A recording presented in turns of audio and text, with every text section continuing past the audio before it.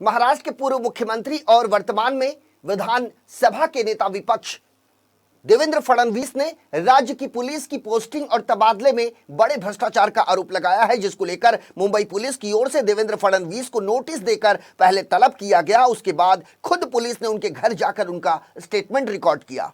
लेकिन जिस तरह से मुंबई पुलिस की ओर से देवेंद्र फडणवीस को नोटिस दी गई, उसको लेकर भारतीय जनता पार्टी के नेता और कार्यकर्ता पूरी तरह से आक्रामक नजर आ रहे हैं। इसी कड़ी में मुंबई के घाटकोपर विधानसभा के बीजेपी विधायक राम कदम ने अपने समर्थकों के साथ नोटिस दहन आंदोलन किया, जिसमें भारतीय जनता पार्टी के कार्यकर्ताओं ने देवेंद्र फडणवीस को भेजी गई मुंबई पुलिस की नोटिस की कई प्रतियां जलाकर राज्य सरकार के खिलाफ अपना विरोध दर्शाया और महाराष्ट्र की महाविकास आघाड़ी सरकार के खिलाफ जमकर नारेबाजी की।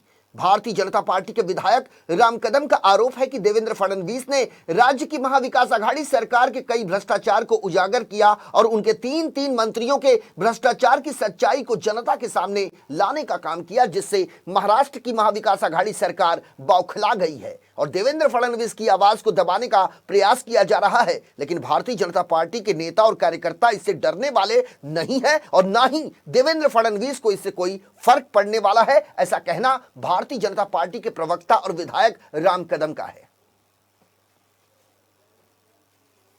महाराष्ट्र सरकार के तीन दलों की जो वसूली धड़ल्ले से चल रही है, इसके विरोध में हम पुतले का दहन करने जा रहे थे, होली करने जा रहे थे, पर पुलिस बल का प्रयोग करते हुए हमें रोका गया।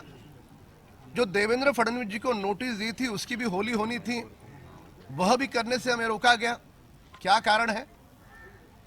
हम लोकतांत्रिक तरीके से हम हमारा विरोध यहां पर प्रदर्शित कर रहे थे। अतीत में हमने कभी नहीं देखा कि सरकारें आती है जाती है, पर ये तीन दलों की वसूली सरकार जिस प्रकार से पुलिस बल का गलत उपयोग करके लोकतांत्रिक तरीके से जो लोग प्रदर्शन कर रहे हैं उन्हें रोक रहे हैं, ये सरासर गलत है, दुर्भाग्यपूर्ण है। हम उसकी निंदा करते हैं।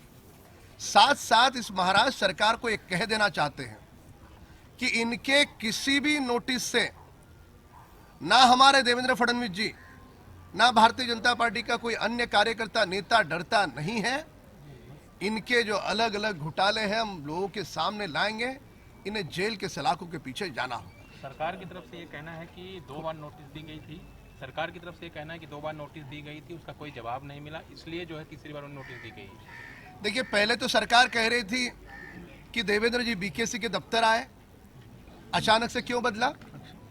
जब सरकार को पता चला कि देवेंद्र फडणवीस एक ऐसे नेता है, ऐसे लोक नेता है, ऐसे जन नेता है कि पूरी महाराष्ट्र की जनता सड़कों पर उतरेगी, रातों रात महाराष्ट्र की सरकार डर गई और सरकार ने कहा कि अब आप नहीं आइए, हमारी पुलिस ही आपके द्वार पर आएगी। सरकार को घुटने क्यों टेकने पड़े? उसका कारण केवल मात्र इतना ही था कि पूरे महाराष्ट्र की जनता के मन में इन तीन दलों के बारे में प्रक्षोभ है, क्रोध है और वह क्रोध के कारण वे सड़कों पर नहीं आए। इसके कारण ही आज उन्होंने